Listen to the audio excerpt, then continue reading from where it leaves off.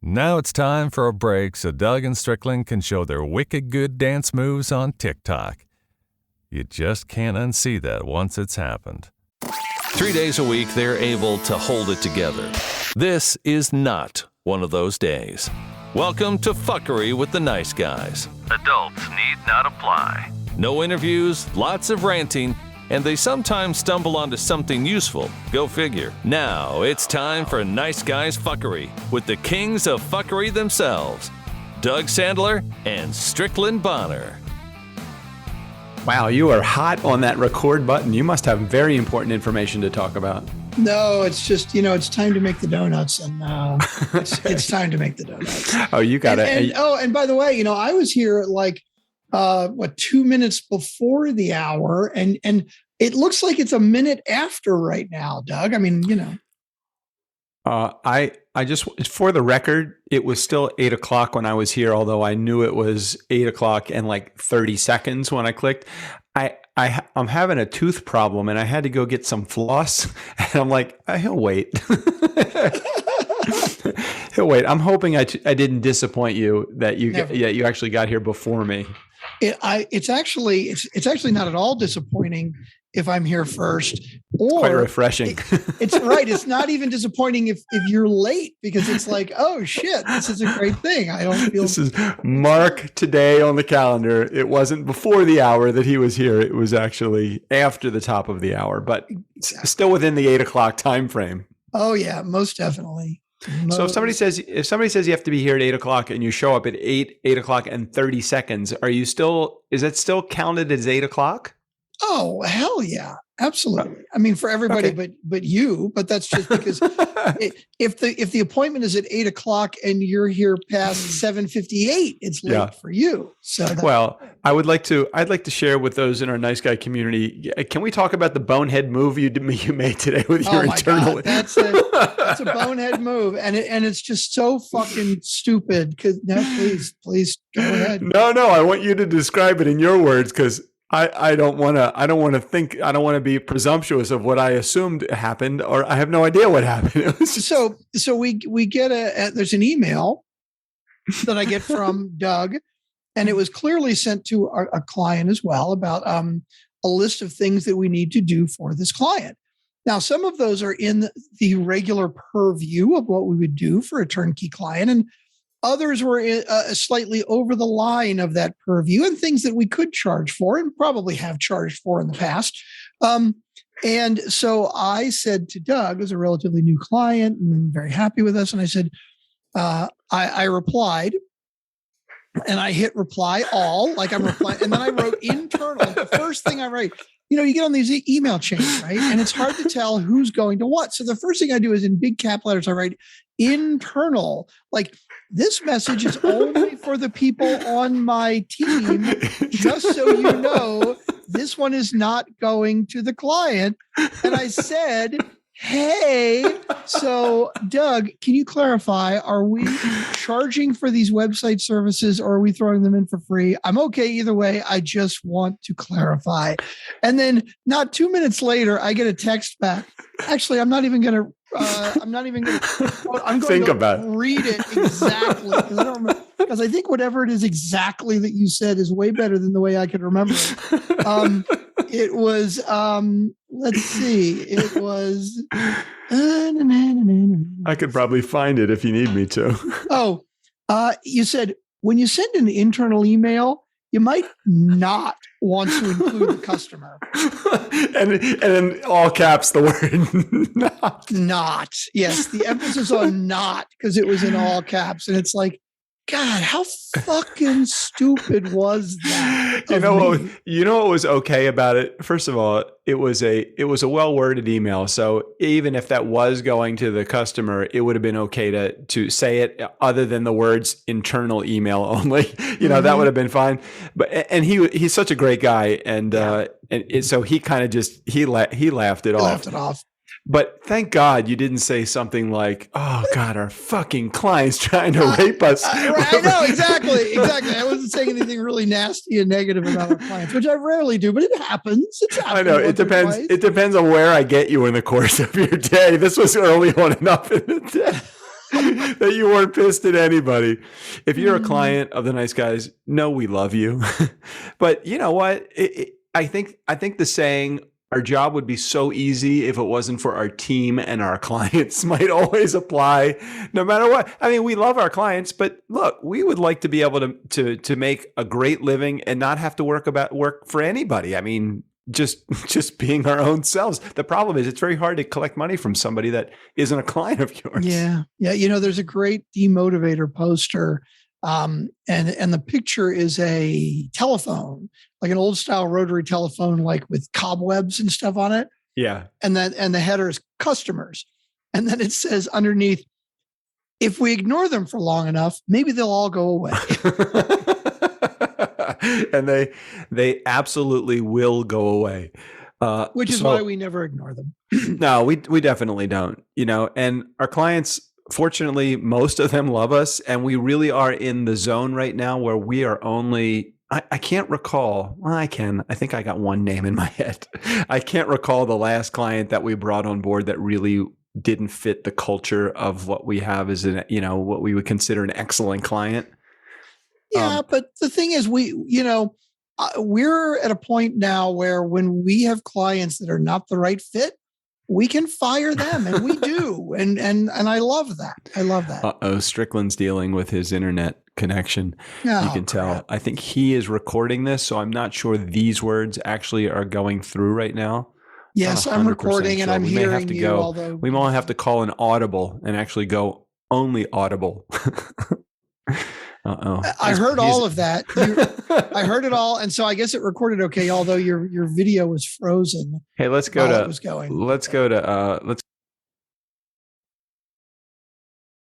You muted, Doug.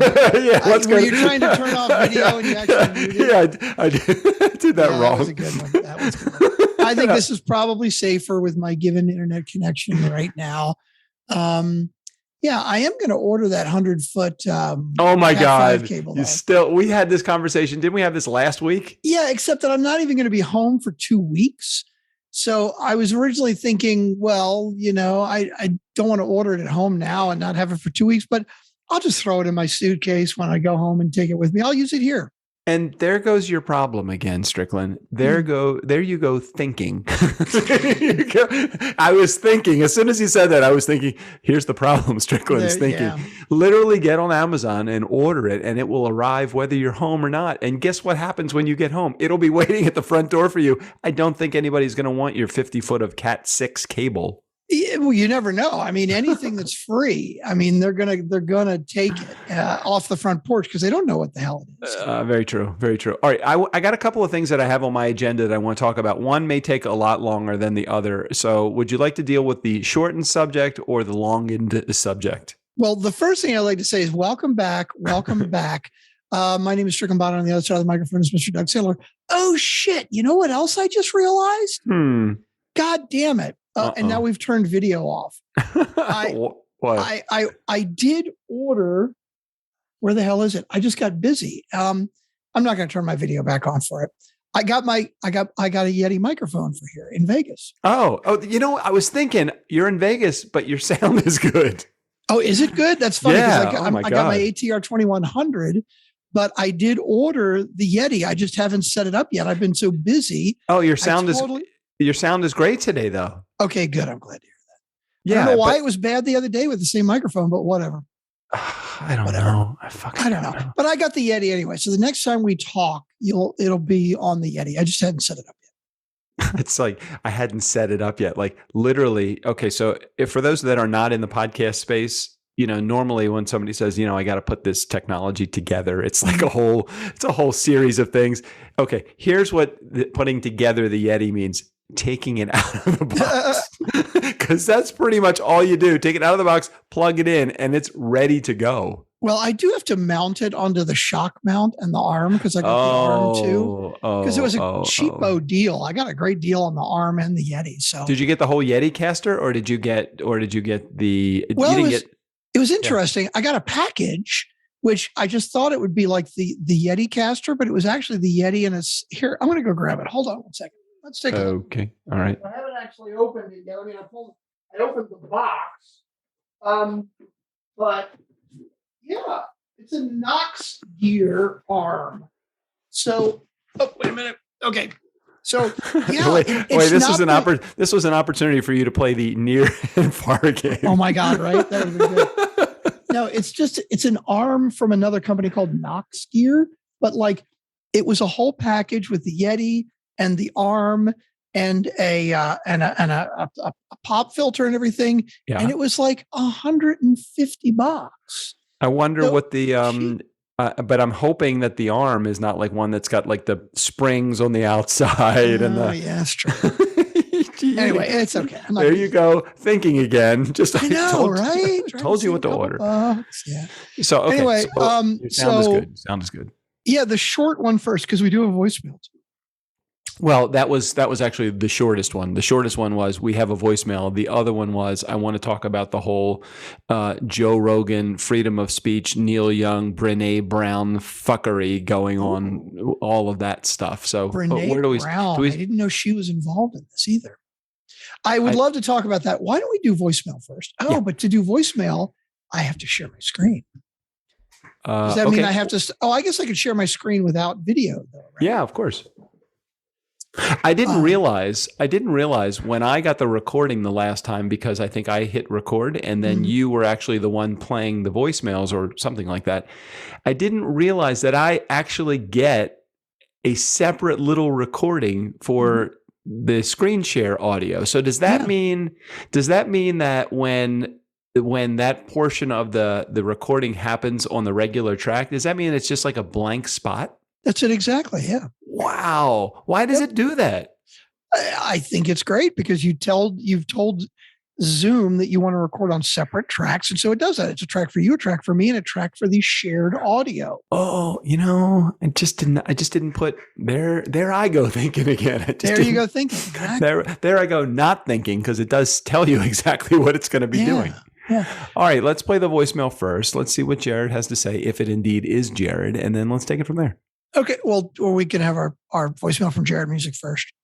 Yeah, please. We're going to assume it's Jared, of course. Well, even if it wasn't. Right. We got a voicemail from Jared. I said a voicemail from Jared. You know a voicemail from Jared. Nobody else will call. We got a voicemail from Jared. Screw the rest of y'all.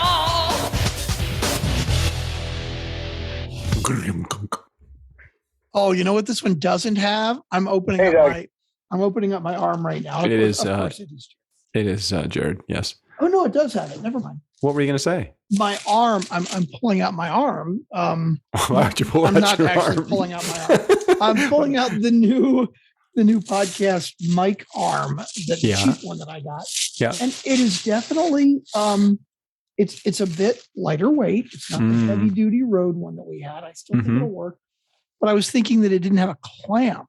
Oh, better fucking have a clamp. That's like the only way it connects to anything. It does. It does. I was mistaken.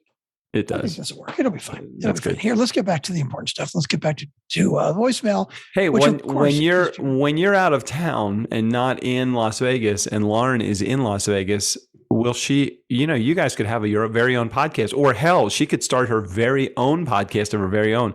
She could even call it something like what is she? What is she getting her like PhD or doctorate in? Neuroscience. Like, it could be called like, I don't know. Well, there's already a podcast called Hidden Brain. I think that would be pretty cool. I guess she could call it something like the woman behind the brain, or who knows? I don't know. I'll suggest that to her. Do her own neuro. She could geek out on all this neuroscience stuff, and she'd probably have a big following in no time because she's probably got a great voice, cute as hell, and and she's much better than doing it than we are apparently. Yeah, I totally agree. All right. Let's. I did hear that it was Jared, so now he's peaked. I think it's PICQUE. Right? No, PIQUED. Peaked. Piqued my curiosity. Okay, let's do it. Okay, here we go. Hey, Doug. Hey, Shrek. Jared here. So, I had to take a break from snow shoveling and listening to you guys call in. You just got to my voicemail, and you were talking about me throwing down the gauntlet. and it's already too late for this episode to be better than the last one. That's okay. You didn't listen to it till the end. I won't hold it against you. But here you go. Here's how I look at things. It's a math problem for you. I think each episode gets twice as good as the last. Oh, Jesus. We're at 1,200 and some episodes, or 1,300. You just mentioned it. I only half listen to you. Let's be honest. That's probably why I like it so much. Anyways, you guys get twice better every episode. It's twice as good as the last one. Just got to remember, the first episode was a 0. So as long as you keep that up, it's great. You can be zero. Twice as good as 0. I'll let you guys figure out the math on that and know where you're at. Like, you really make my day every Friday, and I appreciate you. All right, you guys take care. Talk with you soon. You know, I was wondering where that was going. I don't think every episode is twice as good as the last. I mean, that's some high praise, but you know, everything being relative, if we started at 0 and the next one was twice as good and the next one was twice as good and we're still stuck at 0. I guess the bigger question is, if you were to make this a real math problem, if you were to, what would you rather have, Strickland? Would you rather have, would you rather start with one episode that is good to the degree of 1, not 0, because let's give it a degree of 1, good to a degree of 1. Would you rather have that doubled every day for a month? Okay. So 1 to 2 to 4 to 8, you know, or would you rather have 1 million? What would you rather have? This is a math problem that I've heard before, because I think if I remember correctly, doubling it every day for a month gets you far more than 1 million. Right? I think you're right. I forget how it works. You know, it would be good if I was prepared with the solution. With the right answer. Hold on. Well, here, I can do it in my head real quick. So if you start with 1, and then the second day is 2, 4, 8, 16, 32, 64, 128. You'll never be able to figure out 1. No, wait, are we double? 64, 128, 256. I got it. I looked it up on Google, because you were about to get into a lot of divisors and gazintas and all that stuff. Okay. The true question though is, let's say that it was a 31-day month, because that's really important. Is it a 31-day month? Okay. So let's assume, for the sake of argument, it's a January. So if I had one. If the pinnacle of our opening episode was 1, and we were going to double it every day for 31 days, would you rather have it be that number, or would you rather be worth or would you rather have a podcast episode that's worth 1 million? I don't know. You tell me, Doug. What is the answer? The correct answer would be, I want the 1 doubled every day for 31 days, because that answer is 10 million. 10x. Except we all know that there are no $1 million welcome episodes, unless you're Joe Rogan. And that brings me to the next subject. Ka-dunk-gunk. Damn, that was like a segue and shit. That was good. That was fucking good, wasn't it? Yeah, that was clever. So what the fuck is the deal? What is going on? So tell me what you know about Joe Rogan speaking his speak. Of course, First Amendment, isn't that right? First Amendment, the right to freedom of speech, isn't that sure? Yeah. Okay, it's not the right to bear arms, right? That's no, that's the Second Amendment. Okay, Second Amendment. Why right after free speech do they want to shoot you? Okay, anyway, so you have the right to free speech, and Joe Rogan goes on, and I think as the story is told, that Joe Rogan is an anti-vax guy, right? He's not, and regardless of what your politics are, whether you believe that is the thing, or you don't want vax, or you do want vax, doesn't matter. Somebody is trying to squelch his freedom of speech by telling somebody that he shouldn't be sharing that. As a matter of fact, I'm going to pull all my shit from Spotify as a result of that. I don't think that doesn't work. It just doesn't work. Well, it's interesting. I have some I don't want to say strong feelings about it. That's probably the wrong words, but it is kind of strong feelings. Okay. So here's my thoughts. For those of you that don't know, and you probably have to be living under a rock not to know, the way it started was Neil Young basically said, hey, Spotify is pushing Joe Rogan, and Spotify has paid Joe Rogan, a shitload of money. And Joe Rogan's an anti-vaxxer, and he's telling lies on his podcast, and he just keeps spewing this shit. And you know what? I'm going to pull my music from Spotify. Okay. Because he basically said, look, either fire Joe Rogan, take him off of your platform, or I'm going to take my music off. And Spotify said, fuck you, we're not taking it away. And he said, okay, cool, I'm taking my music. Now, personally, I wouldn't think that Neil Young pulling his music from Spotify would be a big deal. I can't imagine it's a huge percentage of the plays, but here's what happened. He went and publicized it, right? And it started getting a lot of publicity. And so other bigger artists started doing the same thing. And so that could possibly hurt Spotify. And I don't know if it actually has hurt them, like from a perspective of downloads and stuff. But their stock went way down. Like their stock went down like 20% or 25%. Now, stock is a weird thing because stock is really just like, what are people's feelings and their vibes on a given day? And so it could just jump back up 20% next week. Who the hell knows, right? But it was very interesting. My personal opinion, okay? I do support Joe Rogan saying whatever he wants to say, whether it's truth or lies or whatever the fuck it is, because of the First Amendment. And I may not agree with what he says, but I'm not going to tell him that he can't say it. Now, at the same time, I support Neil Young for basically, I don't think Neil Young, or I don't know, I'm not going to try to get into this. Okay. But if I were a powerful artist, let's say I was somebody like Taylor Swift, and I actually did have an influence on Spotify. In other words, if I pulled my music from Spotify, it would cost them a lot of money. I would say something like, if I felt very strongly about this, I would say, hey, here's the deal. I don't really like the fact that you guys, Spotify, are supporting Joe Rogan, because not just that he has his material on there, he is actually like an employee. I mean, Spotify pays him to do his show. So it's different from just our podcast being on Spotify, right? Spotify is not supporting us. Spotify is supporting and backing Joe Rogan. So if I'm somebody and I felt strongly about it, I might say, hey, here's the deal, just like Neil Young did. Either you tell Joe he's got to get off, or I'm going to take my stuff off. Now, that's not to say that I don't want Joe Rogan to have a voice, but that's to say that I don't want to support a company that supports Joe Rogan. That, I think, is absolutely 100% fair. And that is not only democracy, but that is commerce. It is like, I don't know if you remember years ago, the Duck Dynasty guys, when they got into some. Yep.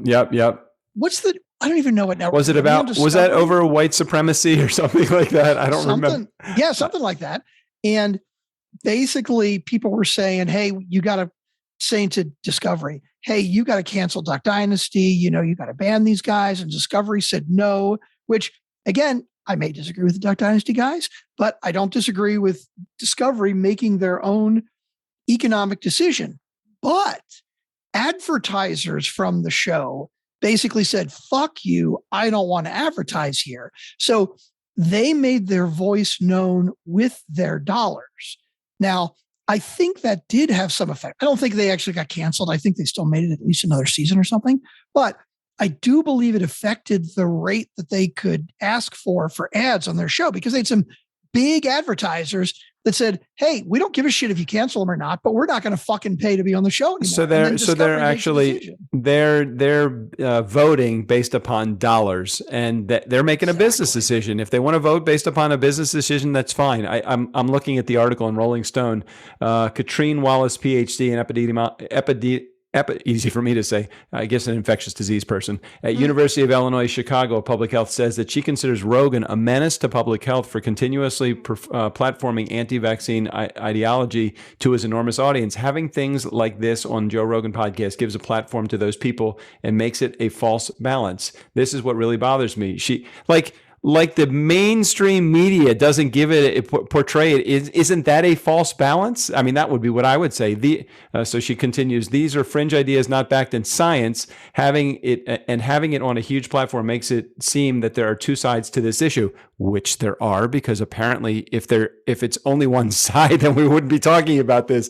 And there are really not. The overwhelming evidence is the vaccine works and it's safe. Now, I don't necessarily agree with that. Well, but let's step away from that for a minute, okay?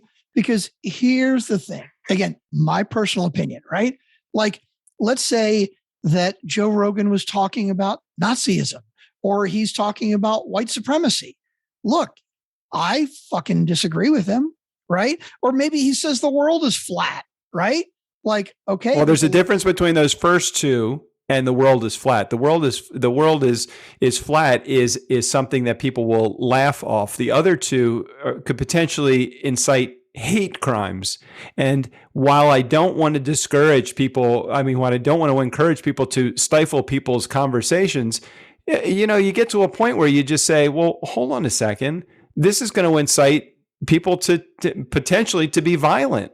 And but the thing is that the COVID let people vote by moving away from the show. If Spotify wants to support somebody, not in Joe Rogan's case, but if somebody else, they want to support somebody that's a white supremacist or a Nazi lover, okay, more power to them. I don't have to listen to the show, and I would never encourage anybody to listen to the show. I would discourage people from listening to the show. So I'm just challenged, and then Spotify has the right to say, I think we're going to lose more. I think this is going to be more to our detriment than to our benefit. And then they can decide to pull Joe Rogan's show as a result. In this particular case, and maybe they will make a decision to go in a different direction if enough support is put behind that epidemiology, whatever, infectious disease. Yeah, that is not an easy word for me to say.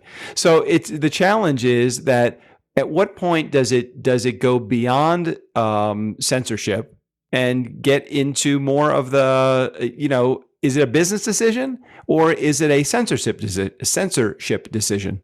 No, and this is where it gets really hard because I don't even remember how many years ago it was when, the government started getting involved in Twitter, Facebook, and what's the other one? The Instagram, Snapchat, all that shit is, right? And basically saying, hey, you guys need to be monitoring this because if somebody's posting things that are wrong or that are inflammatory, you need to squelch that. You need to, right. And it's like, dude, that's a fucking, I still believe, fucking horrible slippery slope. And I think it's terrible that the government is going to go after, let's say, Facebook or Twitter for basically saying, why did you allow this post and that post? And why did you shut down the other post? I think the challenge when that happens, it's like, are you violating a government regulation or are you violating terms of service for the actual channel? So when Trump got on and started inciting riots or hateful speech or whatever he was doing, and Facebook pulled the plug, was that a result of government regulations or Facebook making a decision to do it? I think it was Facebook making a decision to do it based upon, hey, this just violates our terms of service, which is an equal playing field for everybody, no matter if you were a president or if you were a consumer. In Joe Rogan's case, I think that it is Spotify making an exception because he's Joe Rogan and he brings in 11 million listeners an episode.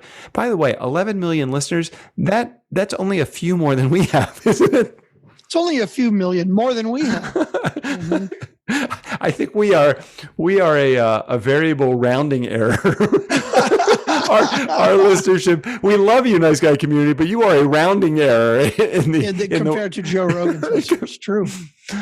It's true. No, but it's interesting because you're right. I'm reading like a CNN article, and Spotify basically says, we don't change our policy based on one creator, nor do we change it based on any media cycles or calls from anyone else. And I agree with that. I absolutely believe that Spotify has their terms of service, and they feel that Joe Rogan has not violated them. And by the way, with Trump, here's again where it gets tough, right? So Trump was banned on Twitter and is still banned on Twitter based on their terms of service. Right. Yeah. But I don't know specifically what part of it that was banned on, but let's say it was inciting violence, right? Well, Trump and the January 6th committee are still trying to argue, did he incite violence? I think it was over.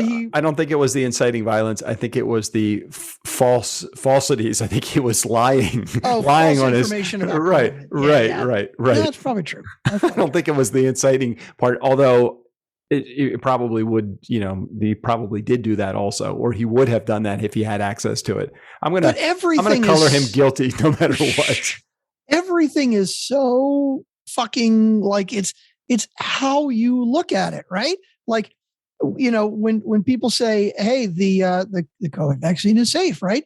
It's been given to 3 billion people and very few, if any, have died or gotten sick long term due to it. Okay, well, those are facts, but you could argue, well, it only came out 2 years ago. So how do we know long term what's going to happen in 3 years or 4 years or 10 years, right? Well, the thing that challenges me about that is that when COVID originally hit and they said, we are going to have a challenge, it's going to take several years to come up with a vaccine. And all of a sudden, all of this money got infused into the research and the development. How is it that you can go from, it's going to take several years, throw money at it. Hey, you know what? We can do this by a week. Like, no fucking way. Tell me this isn't about money, dude. Tell me this isn't about money. Well, okay, I'm not going to say that it's not about money, but I will say that. We lost Strickland again. What? See, what happens is when mercury gets into Gatorade, all of this shit goes down.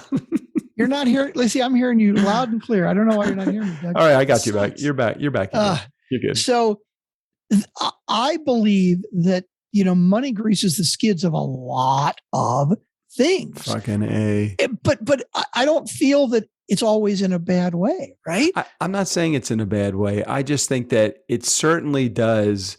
My mom has an expression. She says, money isn't everything. No, money can't solve your problems. It just helps you arrive in your problems in style. It's like, okay, so now we're arriving in our COVID problem in style. We think we've masked, pardon the pun, we've masked the whole COVID. Well, shit, I don't want to go into the whole COVID conversation because we created a vaccine for something that may potentially not even needed a vaccine to resolve. What? If we just waited long enough, everybody would have fucking gotten it. It would have gone through the same process and would have gone through the same mutations and same strains would have evolved, and we would be right where we are right fucking now. That's my opinion on the whole thing. Really? You really still believe that? Well, only because okay, so we've been into this again. I'm not going to. I don't want to have this discussion to attack your ideology. I'm just going to throw some facts out there. So it's been 2 years now, right? Yep, that it's been around. And so everybody's going to get it. I mean, I know people. I haven't gotten it yet, but I know a ton of people who have, and other people who've gotten it twice. Yeah.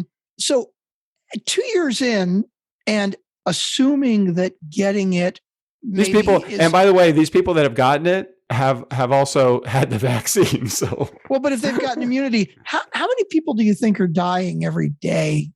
Still today, 2 years later, I hate that anybody is dying from it. I really do. I really hate that anybody is dying from it. And if they feel like they need to get the vaccine because the vaccine is going to create the difference between dying and not dying, then I say, have at it. Get your vaccine. Definitely. If you feel like you need to get it in order for you not to die from it, I just think differently than that. I really do. But how do you know?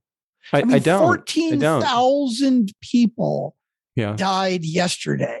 of COVID. The average is 10,000 people a day. Now, people can make the argument, oh, well, this is just like the flu, but worse. It's like, no, we've still got like 20 times the number of people that die from the flu every year. And flu deaths are only 2 months out of the year.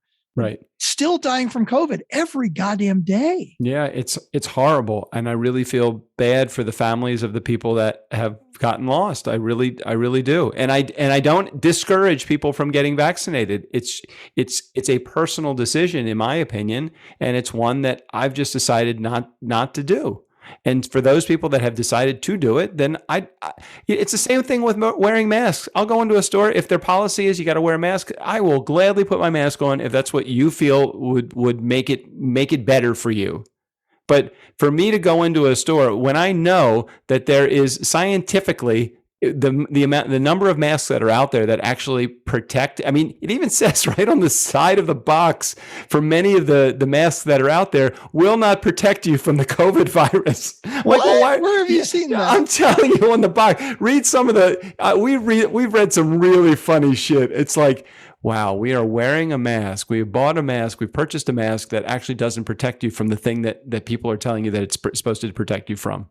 Well, I got to believe that if there's a mask that's a warning like that, I have to believe that it's basically, we'd have to say something like, does not guarantee to stop the spread of COVID or prevent you from getting it, which is the same thing as getting a lawnmower and having a little sign that says, don't put your fucking toes underneath the lawnmower when it's running because it will cut them the fuck off. It's like, okay, there are no guarantees in this world. I'm trying to think of other things where you see a warning. Okay, like McDonald's coffee, caution, may be hot. Yeah. It will burn. It will be hot. Fucking shit. Okay. So you know when you buy something like vitamin C or vitamin E or any supplements that are out there that will help you like with your immunity, it's curious to me why the FDA, the Food and Drug Administration, doesn't regulate the safety and the sale of the nutritional supplements that they find that are out there. They don't, because they're not controlled by the pharmaceutical industry. So they feel like, I think the pharmaceutical industry and the lobbying effort is so huge that they can say, you don't regulate supplements. And then when you put a label on it that says you can't put something like to protect your immunity. This statement is not confirmed or verified by the FDA. Right. So it's basically telling you subliminally, we don't think this is, I know this isn't what it means, but this is what you read if you're somebody that says, I'm not going to take vitamin C or D. The FDA doesn't regulate it, so it doesn't really work.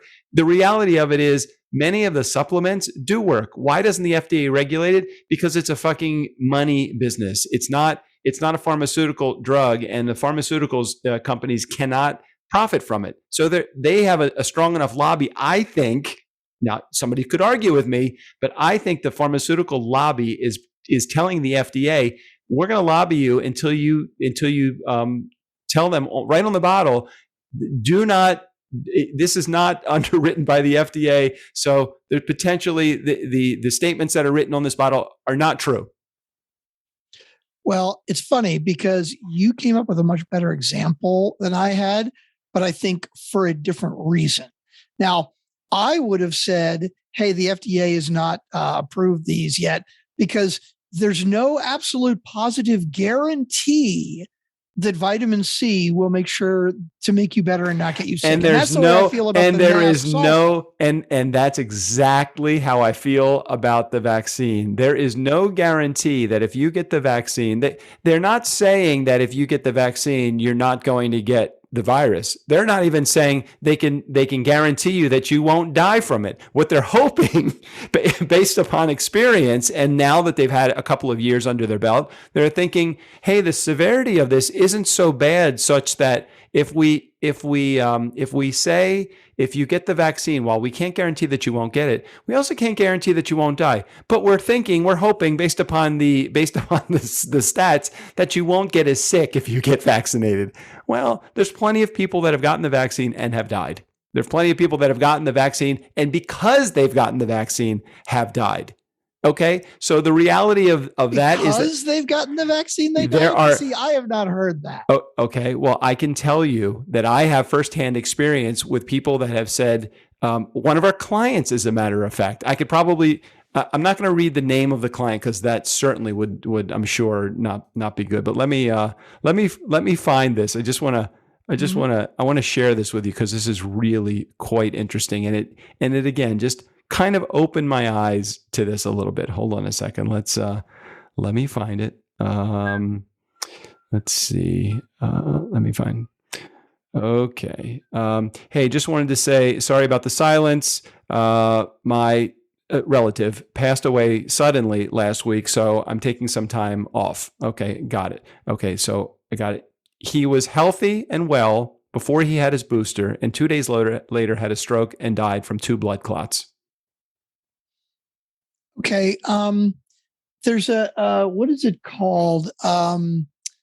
Coincidence? No. It's something called it's when you're giving evidence that is evidence from like something that you've seen. Shit. What the hell's the word? Circumstantial? No, it's like witnessed evidence, like something like that. Yeah, like you're like okay. that. Anyway, what's your point though? Because I'd love to know your direct feeling from that. Even though this person is not a doctor, and this person's family member that passed away, could she prove that this happened as a result of getting the booster? No, I don't think so. Would she be warranted to suspect that could have happened when everything was going along just fine, had the booster, and then literally had a stroke 2 days later? Healthy person. Okay. And I've heard a number of times where somebody has had the booster and they were on their ass for 2 and 3 days. Oh, absolutely. Now that is absolutely. Well, don't you think when something like that happens, don't you think that, hey, is this like, I get it. Chemotherapy is highly effective at killing cancer. It's also highly effective at killing people. So we have to weigh the good with the bad. And I completely understand that. And I'm completely behind it if somebody wants to put themselves in the way of, or in the path of potential harm. I'm just not one of those guys that wants to do that. So there is in the summertime, there's an uptick of murder. Mm-hmm. Okay. This is facts, right? The murder rate goes up in the summertime. Yeah. Okay. More ice cream is sold in the summertime. Also a fact. Mm-hmm. Clearly, ice cream sales cause murder. Okay, so you took a pretty big leap there. And obviously, you're dealing with the general population as opposed to dealing with someone that's dealing with a very close relative under normal circumstances was extremely healthy, had the booster, and had a stroke 2 days later. Is it coincidence? And but what I'm willing to say is it could be coincidence. You're not even willing to say that. You're saying is it was not related to the booster. Okay. And I'm going to tell you in a minute why I don't believe it was related to the booster. But first of all, I'm going to say, have you ever heard of someone dropping dead who seemed healthy from heart attack? Oh, yeah, absolutely. Right? Aneurysm and that kind of, definitely. Sure. I went for a jog, perfectly healthy guy, healthiest guy I ever knew. I don't understand why he dropped dead while he was on his hug and his heart exploded. Right, exactly. So first of all, this client of ours is saying my relative was perfectly healthy. Okay. First of all, we know nothing about this relative. This relative could have been 90 fucking years old and perfectly healthy for a 90-year-old. Yep. In which case it would not be unusual if this afternoon they had a fucking stroke, right? As they were on their way to get their booster shot. Okay. So we don't know that.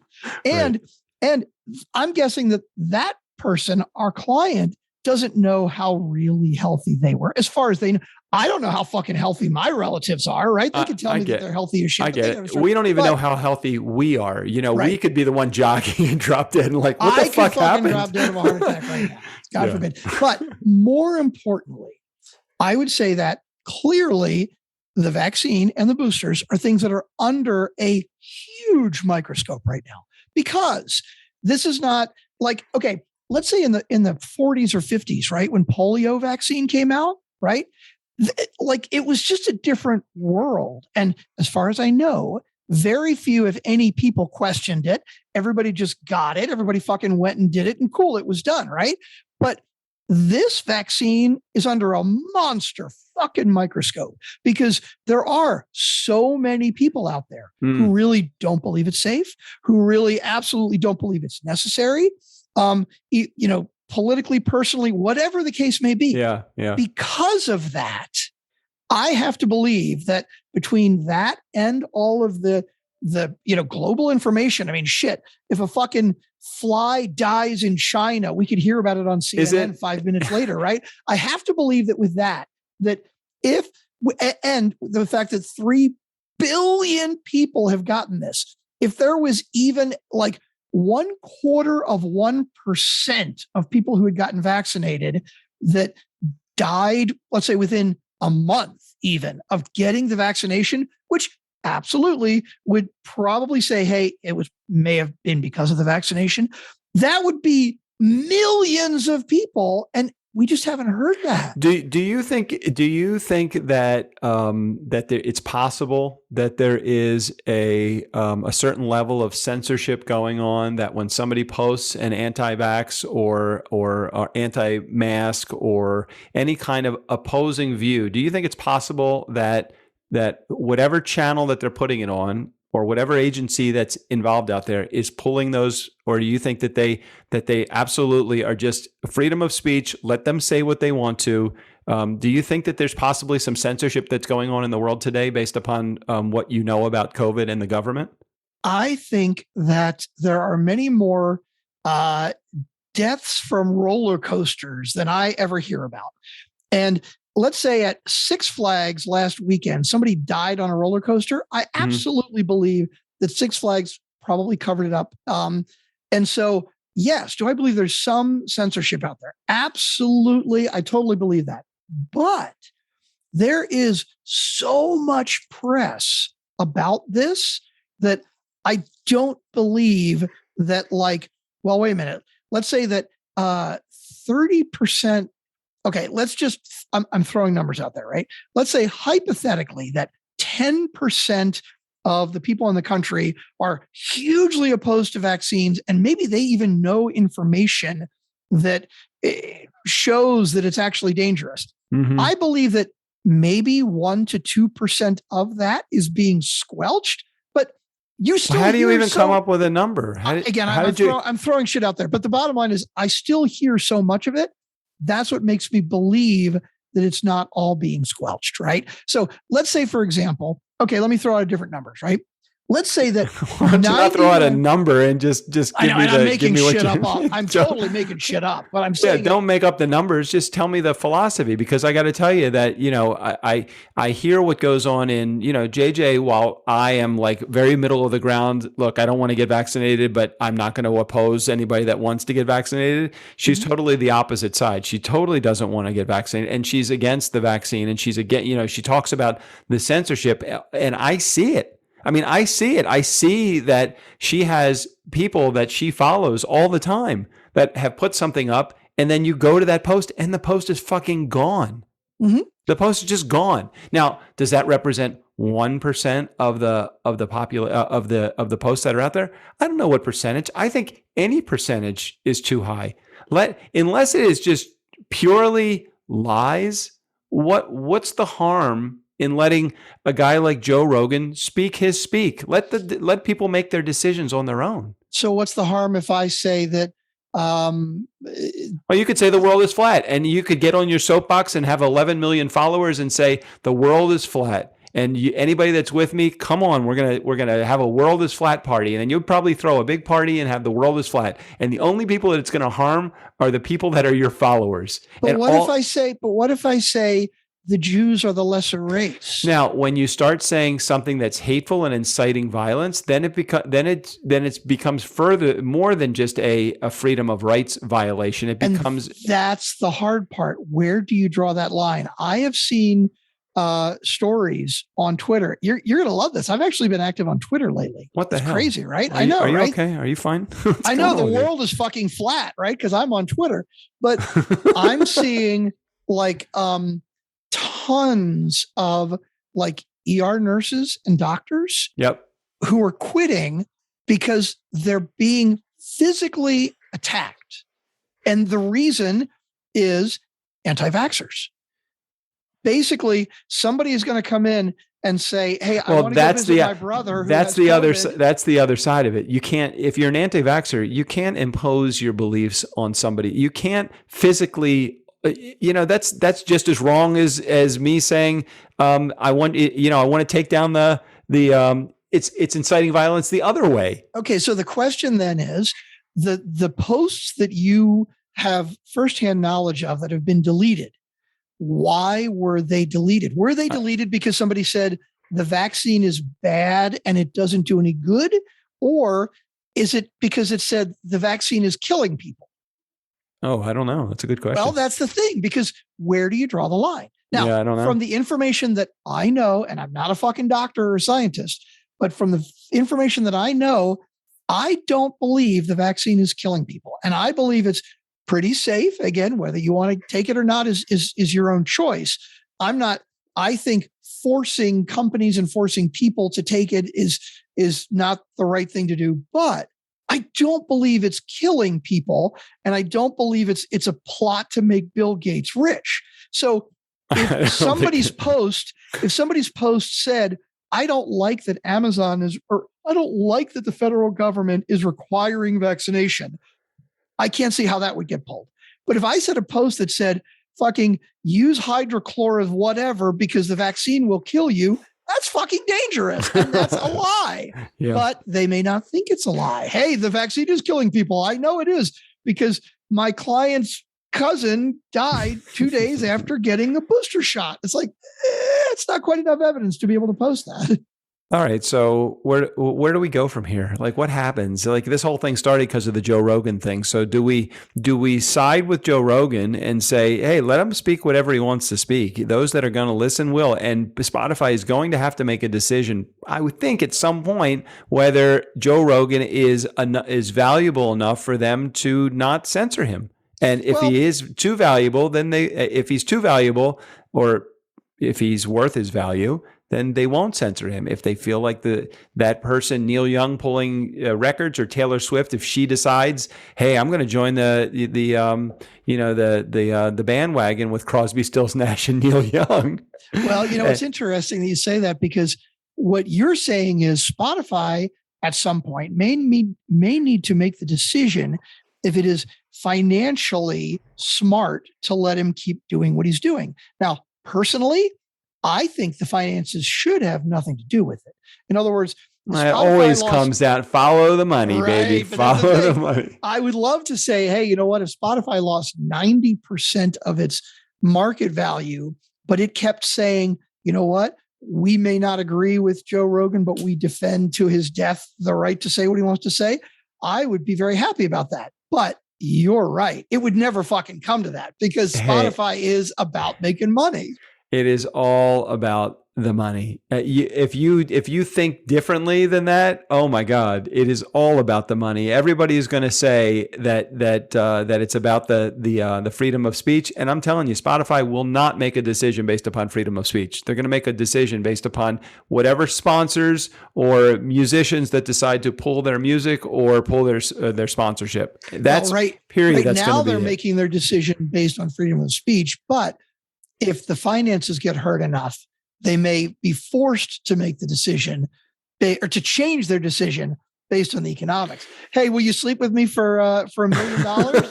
Well, sure. Yeah. Well, will you sleep with me for $100? Hell no. What do I look like, a hooker? Well, yeah, we've already established that. Now we're just negotiating. And Spotify, being a for-profit business, clearly they are always negotiating. Let's just throw this out there right now. So, Joe Rogan, if you do get dropped by Spotify, the TurnKey network of podcasters, we will be glad to have you in our family. And I would think that, Strick, would you be willing to give him a little bit of could we give him the 10% discount that I know you like to give? It's so funny. I don't know if you remember, there was an episode of Saturday Night Live one time, and they're on the air live, right? And this was when John Lennon was still alive.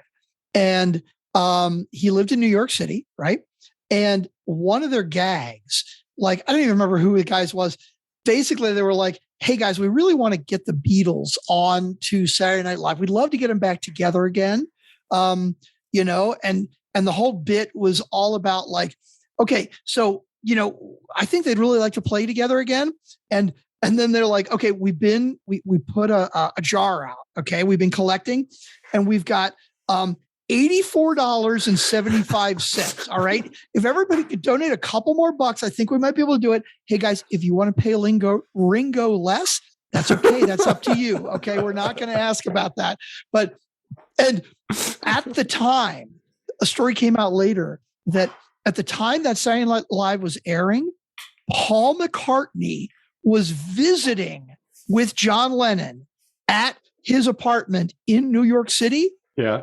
And they jokingly talked about, they're like, hey, this is live. Like, we could go down there, right? We could catch a cab, go to the studios right now and just walk in. Like, they seriously thought about that. Would that be the greatest fucking thing ever? Anyway, that would have been hilarious. Long story short, that's how I feel about it. Hey, Joe Rogan, if you want to come over to the TurnKey network, look, we'll all pitch a couple bucks in. I mean, I know you made $100 million with Spotify. We can't quite afford that, but I think we could get 85.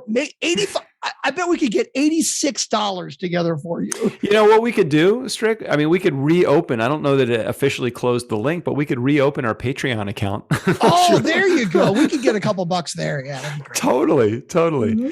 Well, see, proving it once again, the nice guys can talk both sides of the view, of the point of view of the subject without actually killing each other. Is that kind of like talking out of both sides of our mouth? I don't know. Yes. Yeah. All right. Anything else you want to talk about before we wrap? This was a hearty episode. Hardy.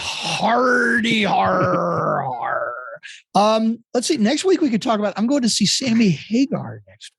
Really? So Yeah. he's not in Van Halen, correct? No, he's not. He's not. Okay. Is he running his solo career still? He is. Well, you know, it's funny. He doesn't need the money anymore. He's got Sammy's Cabo Wabo cantinas, which is like bars that are all around the country.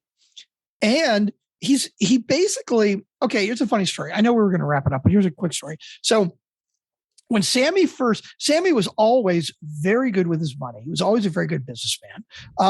And when he joined Van Halen, he actually owned a travel agency. Now, he owned the travel agency because basically he was like, hey, all of this shit that I got to do for my tours and stuff, I'm paying somebody else. Why don't I just buy the agency and then I don't have to pay somebody to do it and I can make money on the side? Makes sense. So when he joined Van Halen went on tour.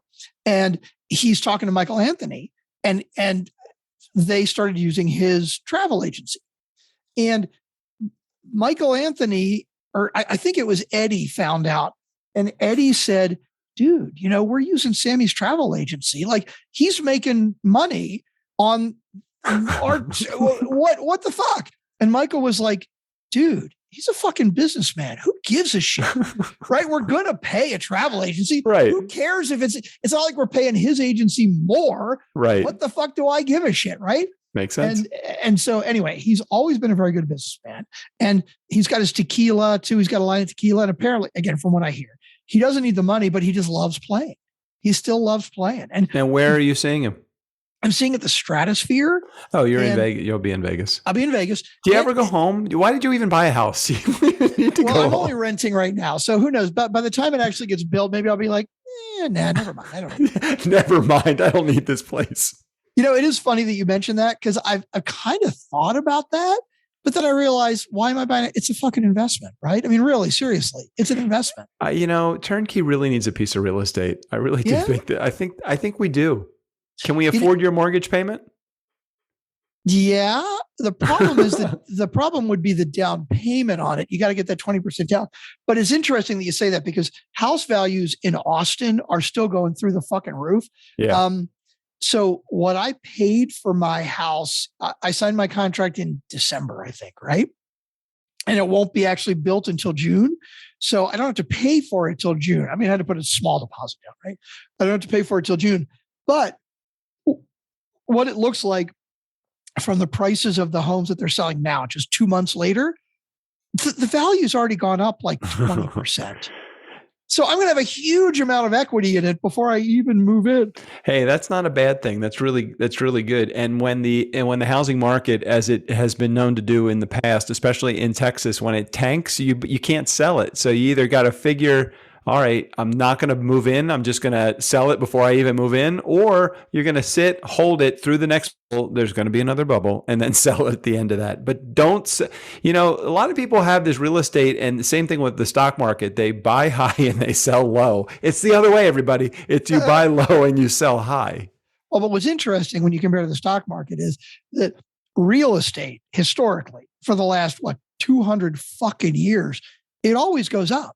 Now, yes, in 2008 when everything tanked, yes, it crashed, but that was temporary. And it's gone way up past that, where stock, you never know. I mean, yes, if you're going to do like Dow Jones Industrial. Well, sure, stock market, same as real estate. If you hold and you buy and you hold for an extremely long time. Now, the timing is everything, though, because if you buy it and you are about to retire and you need the money and the stock market is in the crapper, then you're fucked. But it's the same with it's the same with everything. Well, it's sometimes you get lucky, like Tesla, right? I bought Tesla stock. Here we go. Before the Model S even came out, or maybe it was like right after the Model S came out, right? I paid $30 for my Tesla stock. Yeah. This was 5 years ago. It's not like it was 20 years ago, right? Right. 5 years ago, right? That $30 stock that I purchased, okay? The value of Tesla stock right now is $905, but it's split 5 times. So basically the $30 stock that I bought. Hold on, I can do $4,500. I was going to do the math. Would you rather have a Tesla stock held onto every day and double it for 30 days? Get that full circle. So it's worth $4,500. You bought it for 30? Yeah, $30. Yeah. God, you bought one share. That's all you did. Well, that's the thing. I only bought like 5 or 10, and I sold some of them at one point too. So believe me, like if I bought 100 shares of fucking Tesla at $30 and it's worth $4,500 per share now, I'd be fucking retired. I know I've told this story before, and this will be the final thing we talk about today, unless you have, your of course, serious stock. something it's else. Be your serious stock. Oh, right? It's totally it. I bought it at $75, whatever the highest of the high that you could possibly have bought Sirius or XM. I bought it at $75. It went down to like 4 cents. Oh my God. 4 cents. God. It was a penny fucking stock. I mean, it was, and then it like rebounded to like 20 cents. And I'm like, okay, so I had put 10 grand in it at its low point. It was worth like $250 or $300. Oh and I'm like, I'm not fucking selling it. Like my broker kept telling me, just dump it. I'm like, I'm not going to dump it. It's back to $2,500. So at least not a share. Total. Oh my God. Okay, total. Total. It's worth a quarter of what it was. That's all right. That's all right. It's better than the $250. So I'm like, I'm just going to fucking hold it. Right. I'm just going to, what would be the point? I figured I had lost the money anyway. Right. And we're still waiting to cash in on our what is it? Our NRTs or NFQs or NC. What are those things again? Our NFTs, non-fungible tokens. That's right. Exactly. So if you want a piece of the nice guys, you can still buy it, even though we're not talking about it that much. Yeah, we haven't talked about it in a long time. It's niceguysonbusiness.com/. What did we? What NFT or something like that. Maybe NFT. I don't know. If you can send Strickland an email, or better yet, hit him on social media. Twitter is I hear where he is right now. Yeah. Nice Guys on Biz. Or am I back to Rock and Roll Doc? I don't know. It doesn't matter. You'll find him. Just yell. Just get to the internet. Go right to the edge of the internet and yell Strickland. Right. And you know what's funny? I go on Instagram to get like my happy, fun, like whatever. Yeah. And I go on Twitter to get my politics. Oh, is that why you're on Twitter? It is interesting. I mean, that's why I kind of keep going back, because like I still don't like watching the news. I'm just too fucking busy and I don't give a shit, right? And the problem is CNN is so fucking biased to the left and Fox is so fucking biased to the right. I just want the fucking facts and I can't get it from either of them. So it's like, you know what? I'm just going to go to Twitter. What's so funny is, Twitter. Twitter is like a shit show. But what I do like about Twitter is I have I have at DJ Doug. That has been my handle. And that's a great handle to have for Twitter. I've had it for probably, 7 years. Mm-hmm. I haven't posted personally on there probably in 2 or 3 years. Mm-hmm. I have 32,500 followers. Oh my God. You need to take advantage of that. Couldn't you pay Probably. somebody to do that? Or that's a lot of fucking followers. Hey, if there is anybody in our community, and the same thing kind of applies to the Mustang podcast. While I am much more active on my Mustang podcast, I don't have a Twitter account for that, but I have Instagram. I probably get 200 likes on my pictures every fucking day. I have 1,200 followers there. I have 1,200 followers in my Facebook group for my Mustang podcast, and I get about 1,000 downloads every episode for that show. There's my plug for my Mustang podcast. Just themustangpodcast.com, by the way. Oh my God. And we're an hour into the episode before you even mentioned I know. That's it took a new while. record. It took a while. I joined Twitter in 2008. I have 32,500 followers, and I don't do anything on the account. We need to figure out how to monetize that. Okay. There's got to be a way. I see that there was posts made 6 hours ago, 17. I think Christopher still does. I do. Okay. So we can talk about this at another time, but I do when I flip through, I'm following you, right? So I see your posts and I don't even read it. I just fucking click. I understand. But I think we're getting posts on shit that's episodes that came out a year or two ago. It's Probably. Can we update that shit a little bit? Yeah. Well, they're not so long ago. We got some episode 1034, 1033, episode number 20. Oh, the TurnKey podcast. No, it's the TurnKey podcast. Yeah, right? I got it. Yeah, I mean it's a cool page, but we get there is no engagement. None. Engagement. None. 12 How many views. followers do you think I have? Take a guess. I'm looking at it right now. 512. I have more than that, actually. You do? Surprisingly. No, not a shit. whole lot more. 760. I still don't even have 1,000, and it's I'm not fucking trying. You know what kills me? This is funny. And I saw a bullet to the head. A bullet to the head. Yeah, that would kill me definitely. Yeah. I get so many posts that it's they say X, Y, and Z. If you agree, please comment and retweet. Okay. You know what somebody said the other day, and this is a perfect example. Okay. Yeah. That's kind of like a comedian telling a joke. And then at the end of the joke, he says, if you found it funny, please applause and laugh. Because that's exactly what it is, really. Right? So you're saying that they're falsely encouraging engagement when you shouldn't have to encourage engagement. It should just happen. Well, I wouldn't say falsely, but let's say unneedingly. And it's sort of it's a fucking, it's every time I see those, I'm like, don't fucking say that. It's because there are people that every single post, that's what they do, because that's all they're trying to do is drum up engagement. They don't even care what the engagement is about. Yeah, and that's why good. It feels disingenuous. Don't do disingenuine things on social media. Always tell the truth, because the internet is filled with truths. Right. Don't do anything disingenuine. And if you want to follow me, it's Rock and Roll Doc. It's ROKNROLLDOC on Twitter. You know what we didn't do, and we'll have to do this next week because we are fucking out. We're so over fucking over an hour. Over an hour. We had a handful of new people that have joined the Nice Guys on Business Facebook page. Oh my God! Not this week. Not this week though. Not this week. Let's head out of here for this week. We have shared our level of poison good enough for this week. Can I make a comment? Yes. Just the last comment before we go. Yes. I totally agree with Jared. This episode was twice as good as the last one. Still a 0 though. Exactly. Steve O'Brien, go ahead and take us out of here. For the Nice Guys on Business, I'm Steve O'Brien. Fill up your week with the Nice Guys. Trust me, this is going to hurt me a lot less than it's going to hurt you.